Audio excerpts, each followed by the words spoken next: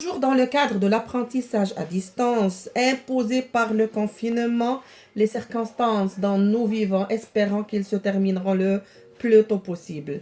Nous avons bien sûr très envie de regagner le collège et trouver nos élèves. Donc on va faire aujourd'hui une leçon sur la description d'un objet. La séquence 6 du manuel parcours, faire la description d'un objet et l'insérer dans un récit.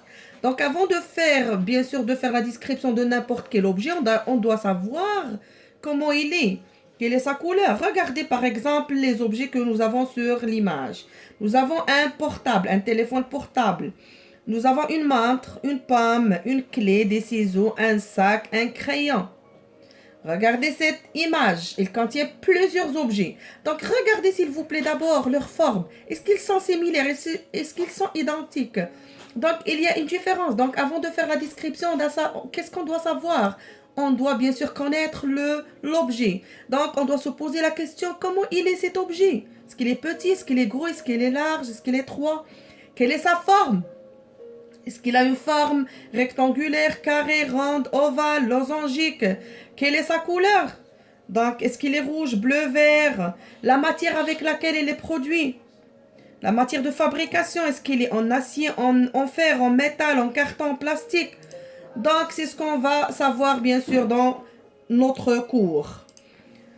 Donc, en quoi est-il fait? Quand on pose cette question, en quoi est-il fait? C'est-à-dire, quelle est la matière avec laquelle on a produit cet objet, bien sûr.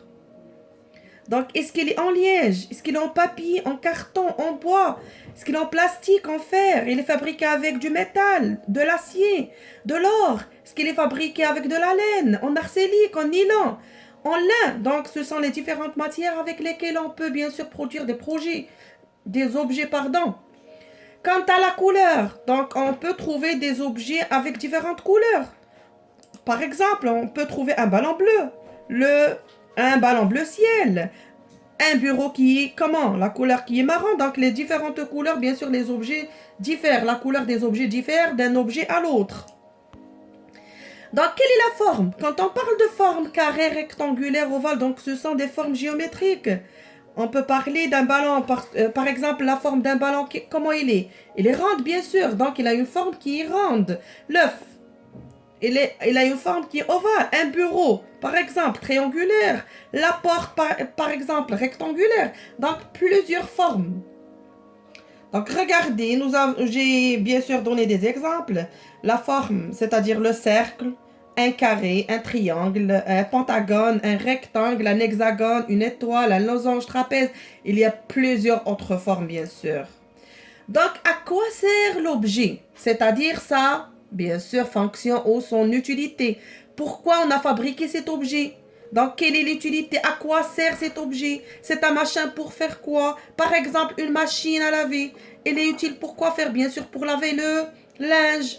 Une machine à vaisselle pour laver la vaisselle. Un bureau pour écrire. Un tapis pour notre confort ou pour, bien sûr, nous protéger du froid. Ainsi de suite.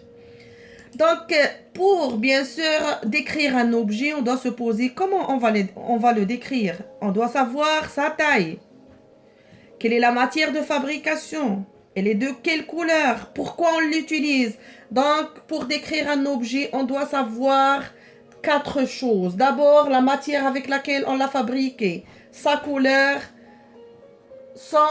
bien sûr, sa forme et pourquoi on l'a utilisé, c'est-à-dire sa fonction ou son utilité, bien sûr. Donc, nous avons ici quelques exemples. Regardez par exemple le tableau. Donc, il est comment? Il est petit. Regardez sa forme.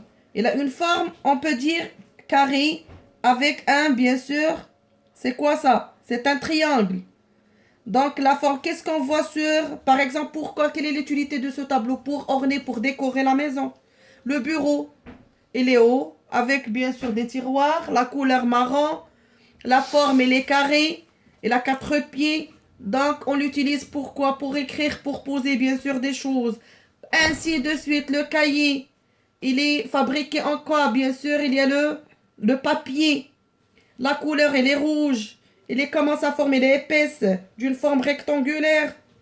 Ainsi de suite. Donc, pour décrire un objet, il faut savoir sa matière de fabrication, ses couleurs, l'utilité et bien sûr sa forme. Merci pour votre attention. Au revoir.